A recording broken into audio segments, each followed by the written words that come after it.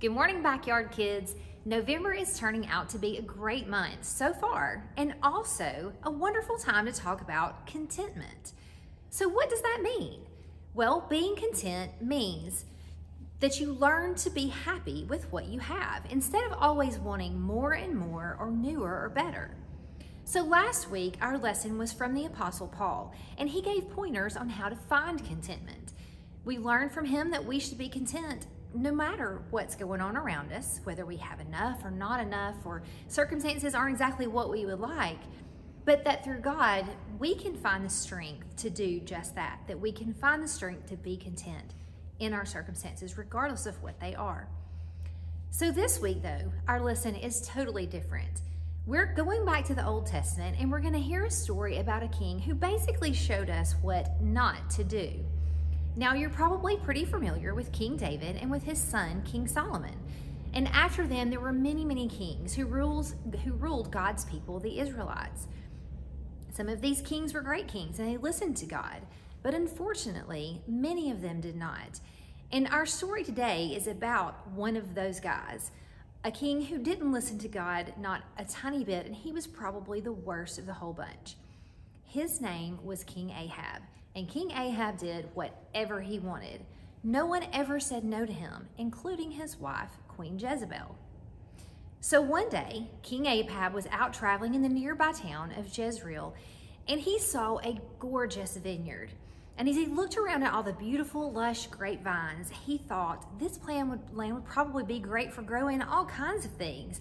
And since it was fairly close to where he lived, he thought, this would be a great piece of land to have for my garden. So he decided that he wanted the land for himself. He went to see the owner of the vineyard, and he offered first to trade one of his own vineyards for this one, and then also to buy it outright. But King Ahab was in for a shock because the vineyard owner said no. See, it wasn't that he just was being mean, but this land had been passed down through generations to him, and he wanted to pass this land down to his own children. So therefore, he didn't want to sell it or trade it. He wanted to keep it so that he could hand it down to his own family.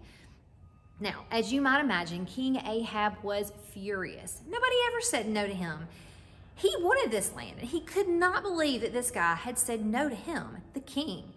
So he went back to the palace, and he did what all mature adult kings do. He threw himself on the bed and cried like a baby and threw a temper tantrum. Sounds pretty reasonable. Oh, and he also refused to eat because that's also a mature way to handle problems.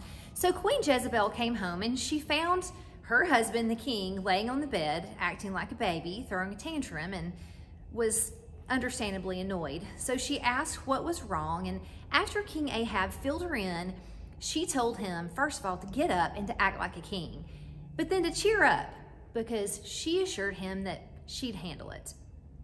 So Jezebel put together a plan where she basically paid off two evil men to accuse the vineyard owner of cursing, basically of treason, against the king. So after they did, then she gave instructions for them to turn him in, and then for the people in the town to take this man, the vineyard owner, out of the city and stone him for his transgressions, which, remember, were made up. They didn't actually happen. Terrible plan, right? Well, what's worse is that all of these people did just what Queen Jezebel wanted them to do. They went along with the plan, and the vineyard owner was killed. Queen Jezebel, being the not-so-good person that she was delighted that her plan had worked. And so she went to tell her husband, the king, that he could now go and take over the vineyard that he wanted. King Ahab was thrilled, and he set out to do just that. But he was stopped short. See, God was seeing, of course, all of these things that were going on, and he spoke to his prophet Elijah and instructed him to go and confront King Ahab and to tell him, this is wrong. You can't do this. This is a horrible thing. And to try to make him see that the way he was living and the things that he had just done were not the right way to act. So keep in mind, this was not the first time that God had sent Elijah to confront King Ahab about his behavior. And he'd never listened before. And not only that, but he obviously did not like the prophet Elijah very much because he was constantly telling him how he was doing wrong. And King Ahab didn't want to hear that. But this time, when Ahab saw that what Elijah was telling him was right, his heart was softened and he knew that he had done the wrong thing. And so he went through a period of mourning to show God that he was sorry for what he had done, at least this one time.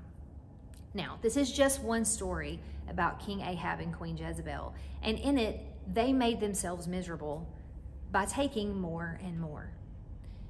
And they couldn't just be content with what they had. And they had a lot. They were the king and queen of this land. They were probably the most well-off, the richest people around. They had whatever they wanted, and they could probably take pretty much from anybody whatever they wanted. And they did, but they let their greed get the best of them. And in the end, and that's a story for another day, but they both paid dearly for it. So it just goes to show you guys, wanting more and more can make you miserable. So let's try to learn from their example of what not to do. And this week, let's ask God to help us learn from this story and to be happy with what we have.